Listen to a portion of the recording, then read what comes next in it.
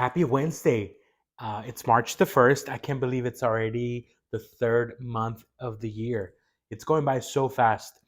I want to dedicate this video episode number 10 to this one time that I decided to move to New York. It was a something that I did without really thinking it through, and I learned so much from this experience, but it was definitely very scary.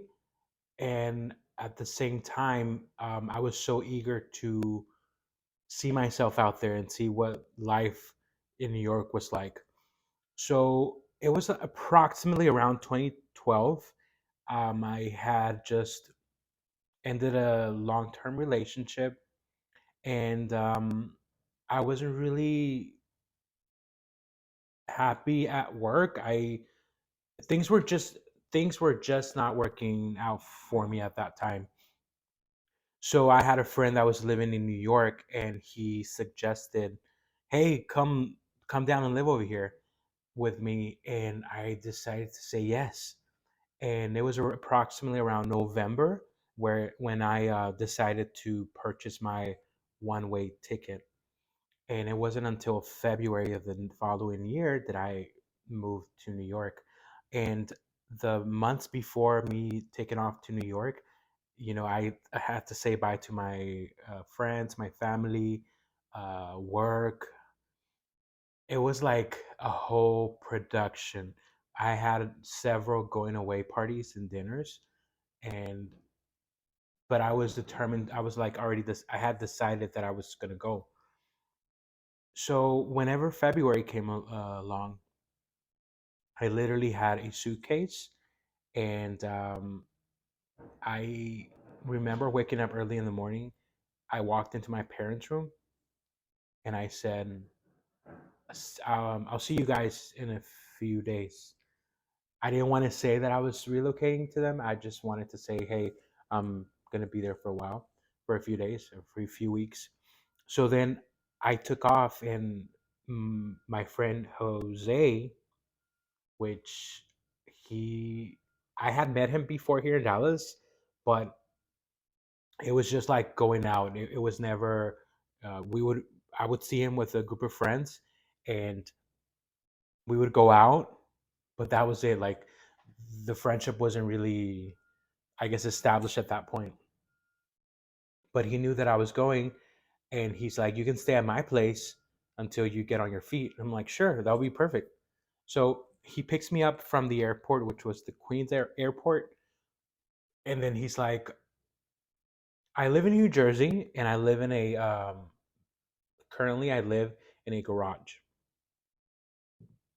So I'm like, "Okay, cool." So we drove to his place, and it was definitely a garage. It was next to a house, and it was, imagine this, it was like a bed, sofa, a little area where he had an electric skillet, and the restroom, and it was going to be him and I being there. So I had already scheduled some job interviews for the following day, and that night he was kind of like breaking down for me, um, how to get to the train station and how to go from Elizabeth, New Jersey, into Lower Manhattan. So I was getting familiar with what he was saying. I had downloaded some apps that were going to help me get there. The following morning, I get dressed up. Mind you, I wasn't prepared for the winter out there. I had a big jacket, but that was pretty much it. I was literally walking down the street to the train station wearing my slacks and dress shoes with some really thin socks. And let me tell you that that was horrific. I finally get to the station, and I take the train into from Elizabeth into Lower Manhattan. I did notice that whenever I was walking down the streets, I was like in a Colombian neighborhood. So that made me feel a little bit at home simply because of that Latin culture.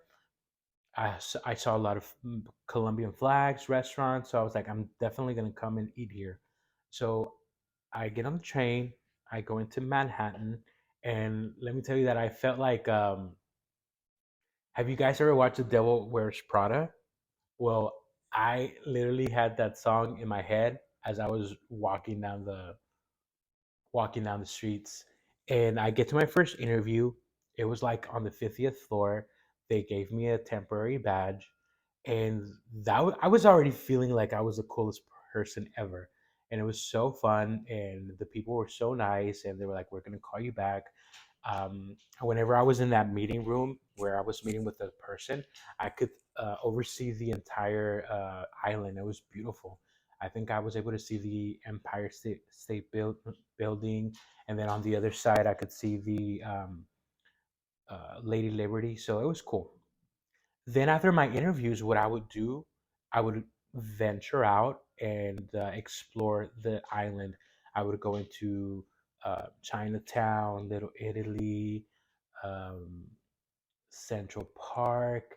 I was just walking and taking the subway everywhere. I wanted to familiarize myself with the the town, the island, and that happened for approximately 2 weeks. And of course, whenever I would come back to New Jersey, my friend would tell me, "Hey, let's get ready. Let's go out.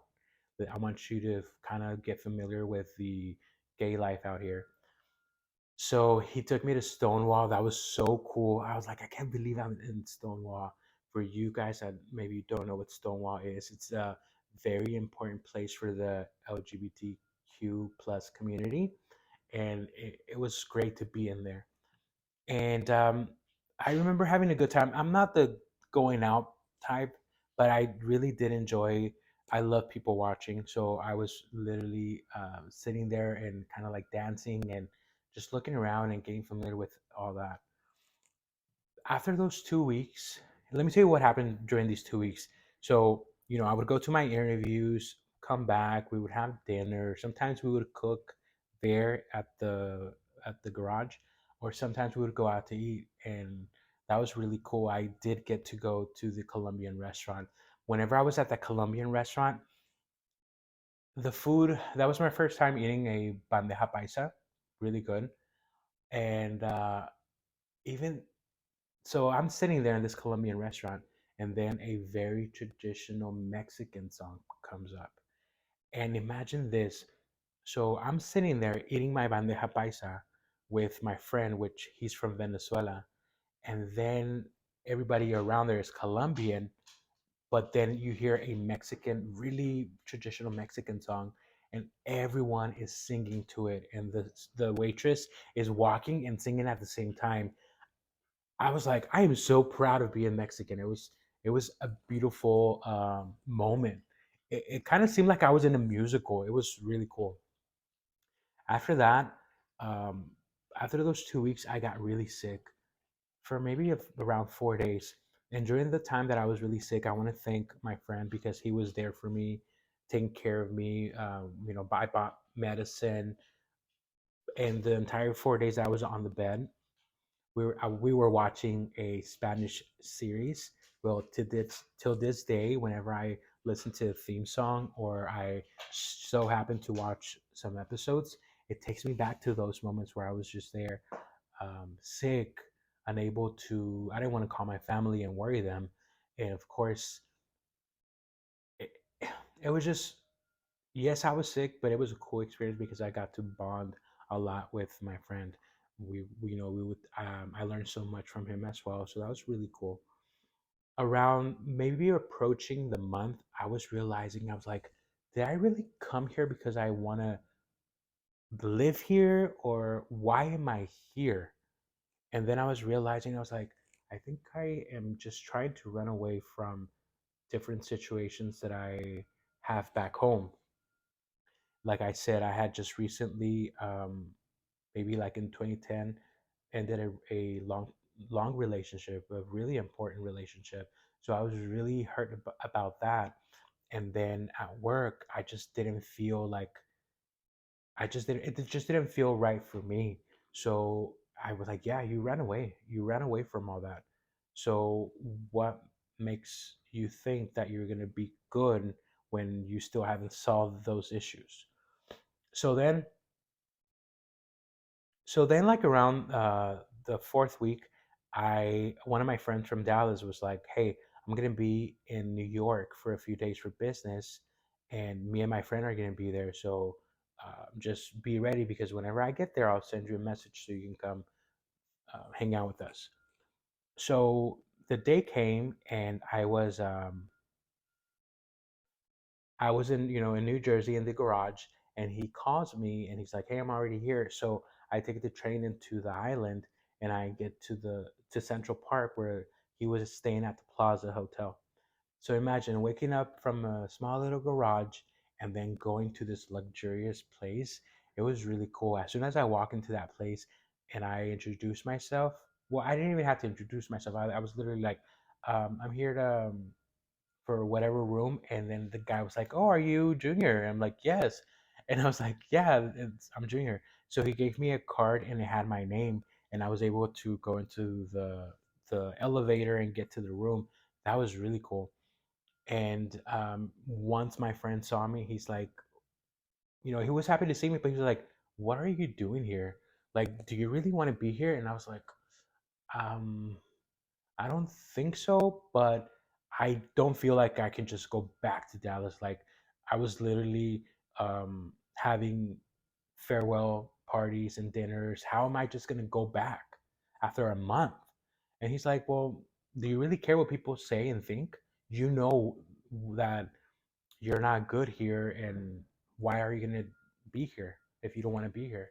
And I was like, "You're right. I've never like really cared what people think about me. So the people that know me know the reasons. So yeah, I'm gonna go back." So we decided to go out that night. I didn't say yes right then and there. I was like, "I'm gonna think about it." So we went out that night.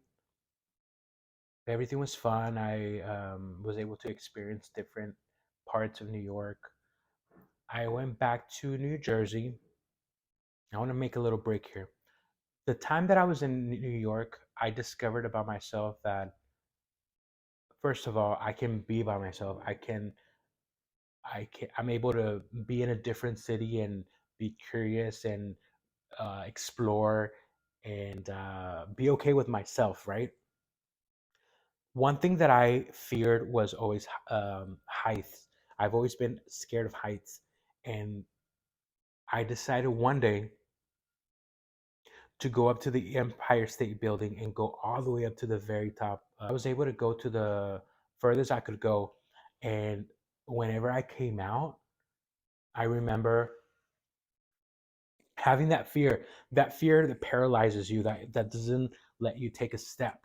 And I was like, "No, you're gonna go for it, and you're gonna go up to those rails, and you're gonna look out at the view." And I did. I was able to go, and I was able to see the entire view.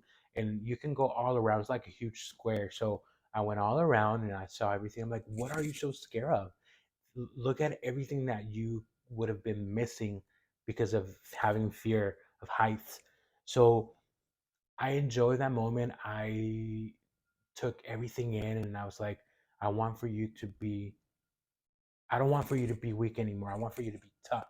So I decided that that day I was going to be tough, and um, I was going to work on loving me, right?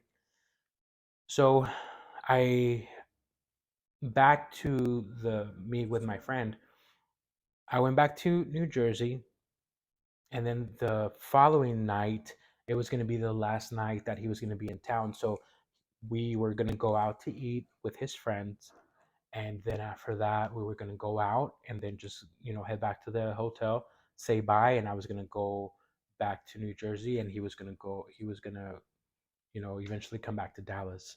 So then he saw me. He's like, "So, what have you decided? Are you gonna say? Are you gonna go?" And I was like, "I'm gonna go. I'm gonna go. And what I'll do, since my money was running out, I literally took off to New York with $2,500. So I was down to like $200, and I'm like, I'm gonna find me a bus ticket and head down to Dallas in a bus." And then he's like, "Okay, cool. Well, let me know how that goes." So his friend was like, "Guys, meet me at the bar downstairs. Let's have a few drinks and then let's go out to eat." So we go down to the bar at the hotel. We have a few drinks. We're talking to his friend, and then after that, we go to a restaurant, a really nice restaurant. And I was like, wow, this is beautiful. I've never been to a fancy restaurant like this. And then we get on the Uber and we head down to the bar. On the drive from the restaurant to the bar, my friend was like, "Take a look at your phone." And I was like, "My phone is dead. It's not on." So then he's like, "Okay, well, look at my screen." And when I saw his screen, it was like a confirmation for a plane ticket that his friend had bought for me using his points. And I literally could have, like, I was about to cry. I was like, "Oh my gosh, I'm gonna be in Dallas before noon the following day." I was so happy. He's like, "Look, we'll talk about this later. Right now, let's go have fun." So we went out, we had a blast. We get back to the hotel around 3 a.m. I literally took off from that hotel, ran to the station, took the train back to New Jersey, like around 3, 4 in the morning. I get out of the train station and I run full speed, nonstop from that train station to the garage. I probably scared my friend whenever I got to the garage, and I was like, "I'm going back to Dallas. I have a plane ticket, and I'm gonna go back to Dallas like in a few hours. I need to get all my things." So I gather all my stuff, put it in the luggage, in the suitcase, and then he drove me to the station, and then I took off to Manhattan. I walked a few steps, a few blocks. I get to the hotel. I rest for a few hours. I take a shower, and then we go to the airport, and then we get to Dallas. Whenever the plane took off, it was like out of a movie. We're flying over Central Park, and so the plane is taking off, and I'm on the very at the left window, and I can see Central Park, and I can see like Lower Manhattan, and it was like, bye, bye, I'll see you soon. It wasn't. It was more like a thank you so much for this experience. It was like a month, but I grew up and I woke up like I needed that. So then I get back to Dallas, and I get dropped off at the house. And when I see my mom, she begins to cry. And I was like, your decisions not only affect you, but they affect the people that you love. And I'm really grateful for that opportunity to be in New York for that month. But I'm also grateful for the opportunity to come back and spend the last years with my grandpa, because my abuelo was getting sick at that time. So what I learned from that trip really impacted how my life was going to be after that. Not How do I say this? It made me feel more secure in the type of work that I do and how I work. That a week later, when I began to work, I felt very confident of myself working, something that I didn't feel in my previous job. And I feel that it was mostly because I was really young whenever I started working at the previous job.